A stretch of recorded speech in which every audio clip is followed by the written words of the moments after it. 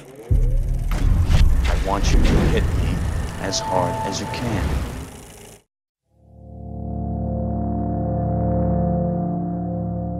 Hey guys, Paul Schreier with JoBlo.com. I am here at CinemaCon 2019. Just got out of the Disney presentation and wow, they had a lot. They showed a lot. We got so much stuff, but one of the key things they showed was a scene from Avengers Endgame. So you might have heard of this movie. It's coming out later this month. I mean, I don't know if it's pretty easy to get tickets. It's not that hard, right? Anyways, we did get to see a scene from the movie. I'm going to give you an advance warning. If you already clicked on this video and you're watching it, then chances are you know it might have spoilers. So once again, spoiler warning. There are spoilers in this. It's not going to ruin the whole movie for you, but if you're like me and you're trying to go in completely cold, it's too late for me at this point. There's nothing I can do about it. But this is very spoiler light. You could probably assume most of this information, but it's still pretty cool. So here we go. So the scene is set up basically, we've seen a little tease of it already in the latest trailer where you have Captain Marvel and you have Black Widow, Captain America, War Machine, Bruce Banner, not Hulk, Bruce Banner, all in a room together, just kind of like looking sad, morose, talking.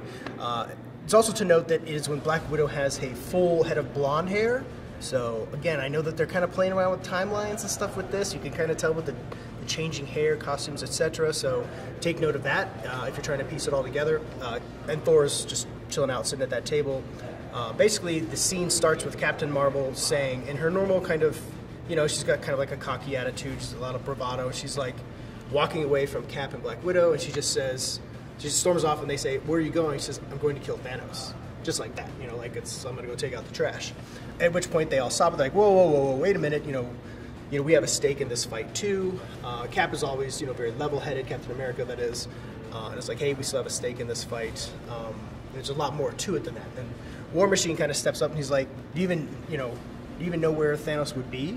Captain Marvel says, well, you know, I have no people that might. You know, obviously she's been flying around the galaxy doing whatever Captain Marvel shit she does. So anyways, and then War Machine says, you know, well, where have you been anyways? You know, and Captain Marvel says, well, you know, not every other planet out there is fortunate enough to have guys like you protecting it. Which is a good point. Fair point. Fair point for Captain Marvel. After they say, you know, do you even know where you could find Thanos? Nebula steps in her normal kind of, I am Nebula, I'm going to talk to you and tell you shit.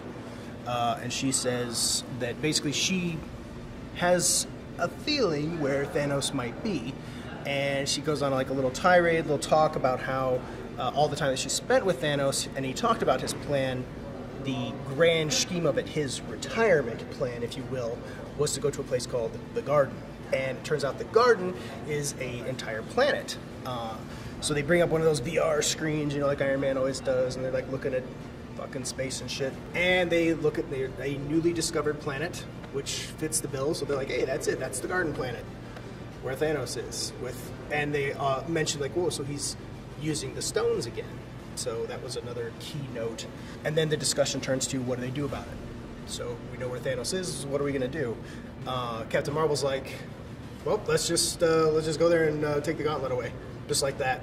So Captain Marvel's kind of a noob in that sense, you know, she's just kind of like all piss and vinegar, she's just ready to just go and do shit without really thinking about it. Just kind of fits her character.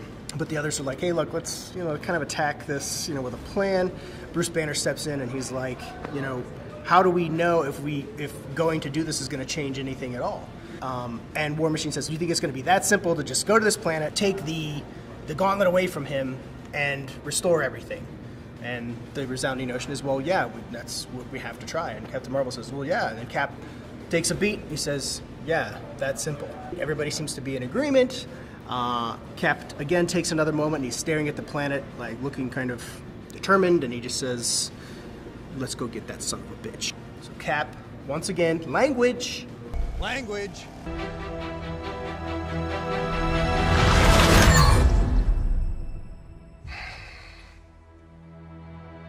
I like this one.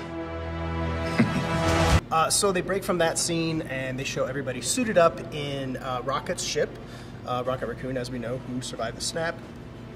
Rocket is piloting the ship. He's the captain. You have Cap, you have Black Widow, you have Thor, Nebula, and Captain Marvel all strapped into the ship. and Rocket in his usual humor. I think it was in one of the trailers too, where he says, you know, who here has been to space? Raise your hand. So those, or who hasn't been to space, sorry, raise your hand. So those that haven't been, raise their hand. And Rocket just kind of looks back and he's like, don't puke in my ship. Which, you know, haha, it's pretty funny. Because they might. And then as he says that, he sets their course into like light speed and they fly into that cube shit thing from Guardians of the Galaxy where they get transported to another dimension on their way to fight Thanos in the garden. And they show kind of a close-up with the light going past Cap's eye. Very determined. A lot of focus on Cap. I'm going to say that Captain America, a lot of focus on him, his reactions, and his kind of his leadership of the situation and his investment in the situation. And I think that's cool.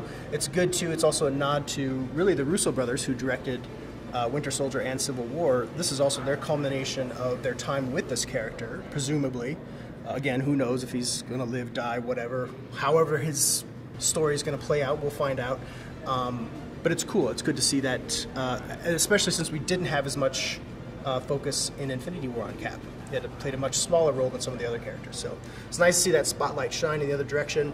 What we saw was really just a great little tease. Again, not major spoilers, but it is spoiler-ish. So there you have it. Hopefully you got your tickets. I got my tickets. I'll be seeing it at the same time as you guys. This is one they're definitely holding close to the chest and with good reason because there's going to be a lot of stuff coming out.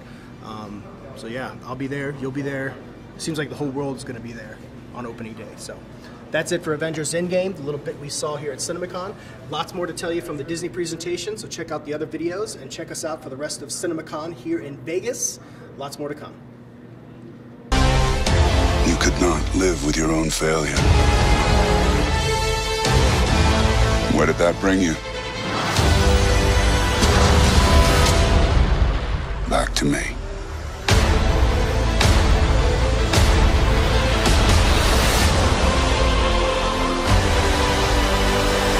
Tickets on sale now.